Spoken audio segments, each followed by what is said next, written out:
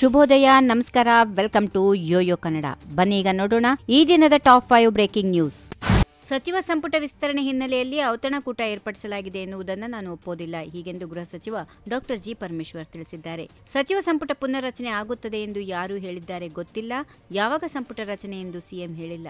ಸಚಿವ ಸ್ಥಾನಕ್ಕೆ ವಾಲ್ಮೀಕಿ ಸಮುದಾಯದವರ ಒತ್ತಾಯ ಇದೆ. ಈ ಬಗ್ಗೆ ಹೈಕಮಾಂಡ್ ನಾಯಕರು ತೀರ್ಮಾನ ಮಾಡುತ್ತಾರೆ. ಒಂದು ವೇಳೆ ಹೈಕಮಾಂಡ್ ತೀರ್ಮಾನಿಸಿದರೆ ನಿಲ್ಲಿಸಲು ಆಗಲ್ಲ ಎಂದರು. ಮಾಜಿ ಪ್ರಧಾನಿ ಎಚ್.ಡಿ. ದೇವೇಗೌಡರು ಆರೋಗ್ಯವಾಗಿದ್ದಾರೆ. ಪಕ್ಷದ ಕಾರ್ಯಕರ್ತರು ಮತ್ತು ಅಭಿಮಾನಿಗಳಾರೂ ಆತಂಕ ಪಡುವ ಅಗತ್ಯ ಇಲ್ಲ ಎಂದು ಕೇಂದ್ರ ಸಚಿವ ಎಚ್.ಡಿ. ಕುಮಾರಸ್ವಾಮಿ ತಿಳಿಸಿದ್ದಾರೆ. ಬೆಂಗಳೂರಿನಲ್ಲಿ ತಮ್ಮ ತಂದೆಯನ್ನು ಭೇಟಿ ಮಾಡಿ ಆರೋಗ್ಯ ವಿಚಾರಿಸಿದ ನಂತರ ಮಾಧ್ಯಮಗಳ ಜೊತೆ ಎಚ್.ಡಿ. ಕುಮಾರಸ್ವಾಮಿ ಮಾತಾಡಿದರು. 3-4 ದಿನದಲ್ಲಿ ತಂದೆಯವರು ಆಸ್ಪತ್ರೆಯಿಂದ ಡಿಸ್ಚಾರ್ಜ್ ಆಗುತ್ತಾರೆ ಎಂದು ಮಾಹಿತಿ ನೀಡಿದರು. ಪಕ್ಷದ ಕಾರ್ಯಕರ್ತರು ಅಭಿಮಾನಿಗಳು ಯಾರೂ ಆತಂಕ ಪಡುವ ಅಗತ್ಯ ಇಲ್ಲ. ತಂದೆಯವರಿಗೆ ಆರೋಗ್ಯದ ಸಮಸ್ಯೆ ಇಲ್ಲ. ಕಳೆದ 3 ದಿನಗಳಿಂದ ವೈದ್ಯರು ಚಿಕಿತ್ಸೆ ನೀಡಿದ್ದಾರೆ, ಚೇತರಿಸಿಕೊಂಡಿದ್ದಾರೆ. ಜನತೆಯ ಆಶೀರ್ವಾದ ಮತ್ತು ದೇವರನ್ನ ನಂಬಿರುವುದರಿಂದ ಅವರಿಗೆ ಯಾವುದೇ ರೀತಿಯ ಸಮಸ್ಯೆಗಳು ಇಲ್ಲ.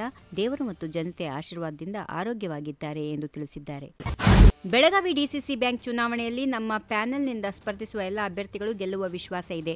ಗೆಲ್ಲಬೇಕೆಂದೇ ನಾವು ಸ್ಪರ್ಧೆ ಮಾಡುತ್ತಿದ್ದೇವೆ ಎಂದು ಬಾಲಚಂದ್ರ ಜಾರಕಿಹೊಳಿ ವಿಶ್ವಾಸ ವ್ಯಕ್ತಪಡಿಸಿದರು. ನಮ್ಮ ಪ್ಯಾನೆಲ್ನಿಂದ 16 ಸ್ಥಾನಗಳ ಪೈಕಿ 13 ಸ್ಥಾನಗಳಿಗೆ ಸ್ಪರ್ಧೆ ಮಾಡಲಾಗುವುದು. ಈಗಾಗಲೇ 7 ಜನ ಅಭ್ಯರ್ಥಿಗಳು ತಮ್ಮ ನಾಮಪತ್ರ ಸಲ್ಲಿಸಿದ್ದಾರೆ. ನಾಮಪತ್ರ ಸಲ್ಲಿಕೆಗೆ ಕೊನೆಯ ದಿನವಾದ ಅಕ್ಟೋಬರ್ 11ರಂದು 6 ಅಭ್ಯರ್ಥಿಗಳು ನಾಮಪತ್ರ ಸಲ್ಲಿಸಿದ್ದಾರೆ ಎಂದು ಹೇಳಿದರು. ಮುಖ್ಯಮಂತ್ರಿ ಸಿದ್ದರಾಮಯ್ಯ ಅವರು ಅಕ್ಟೋಬರ್ 13ರಂದು ಸಚಿವರಿಗೆ ಏರ್ಪಡಿಸಿರುವ ಡಿನ್ನರ್ ಮೀಟಿಂಗ್ ವಿಷಯದ ಬಗ್ಗೆ ತಮಗೆ ಖಚಿತ ಮಾಹಿತಿ ಇಲ್ಲ ಎಂದು ಸಚಿವ ಚೆಲುವರಾಯಸ್ವಾಮಿ ಅವರು ವಿಧಾನಸೌಧದಲ್ಲಿ ತಿಳಿಸಿದ್ದಾರೆ. ಈ ಕುರಿತು ಪ್ರತಿಕ್ರಿಯೆ ನೀಡಿದ ಅವರು, ನನಗೆ ಔತಣಕೂಟದ ವಿಷಯ ಏನು ಅಂತ ಗೊತ್ತಿಲ್ಲ ಎಂದಿದ್ದಾರೆ. ಅದರ ಹಿಂದೆ 2-3 ಬಾರಿ ಸಭೆ ಕರೆದಾಗ ಸರ್ಕಾರದ ಕಾರ್ಯಕ್ರಮಗಳು, ಅಭಿವೃದ್ಧಿ ಕೆಲಸಗಳು, ಪಕ್ಷದ ಸಂಘಟನೆ ಮತ್ತು ಸ್ಥಳೀಯ ಚುನಾವಣೆಗಳ ಬಗ್ಗೆ ಚರ್ಚೆ ನಡೆಸಿದ್ದರು.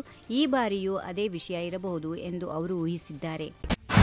ಕುರುಬ ಸಮುದಾಯವನ್ನು ಎಸ್ಟಿ ಸಮುದಾಯಕ್ಕೆ ಸೇರಿಸುವ ಪ್ರಸ್ತಾಪ ಹಿಂದಿನಿಂದಲೂ ಇದ್ದು, ತಮ್ಮ ಸರ್ಕಾರದ ಅವಧಿಯಲ್ಲಿ ಕುಲಶಾಸ್ತ್ರೀಯ ಅಧ್ಯಯನ ವರದಿ ಬಂದಿತ್ತು ಎಂದು ಮಾಜಿ ಸಿಎಂ ಬಸವರಾಜ ಬೊಮ್ಮಾಯಿ ಹೇಳಿದ್ದಾರೆ. ಈಗಿನ ಕಾಂಗ್ರೆಸ್ ಸರ್ಕಾರ ಅದನ್ನು ಕೇಂದ್ರಕ್ಕೆ ಶಿಫಾರಸು ಮಾಡಿದೆ ಎಂದರು. ಈಗ ವಿಷಯ ಸಿದ್ದರಾಮಯ್ಯ ಅವರ ಕೈಯಲ್ಲಿದೆ. ಅವರು ಏನು ತೀರ್ಮಾನ ತೆಗೆದುಕೊಳ್ಳುತ್ತಾರೆ ಎನ್ನುವುದನ್ನು ನೋಡಬೇಕು. ವಾಲ್ಮೀಕಿ ಸಮುದಾಯ ಮತ್ತು ಕುರುಬರ ನಡುವೆ ಏನು ಸಮಸ್ಯೆ ಆಗೋದಿಲ್ಲ. ಅಹಿಂದು ನಾಯಕ ಸಿದ್ದರಾಮಯ್ಯ ಅವರೇ ಇದ್ದಾರೆ. ಮೀಸಲಾತಿ ಹೆಚ್ಚಳ ಮಾಡುವುದು ಅಷ್ಟು ಸುಲಭವಿಲ್ಲ ಎಂದರು. ಈ ವಿಡಿಯೋ ನಿಮಗೆ ಇಷ್ಟವಾದಲ್ಲಿ ಲೈಕ್ ಮಾಡಿ, ಶೇರ್ ಮಾಡಿ, ಸಬ್ಸ್ಕ್ರೈಬ್ ಮಾಡಿ.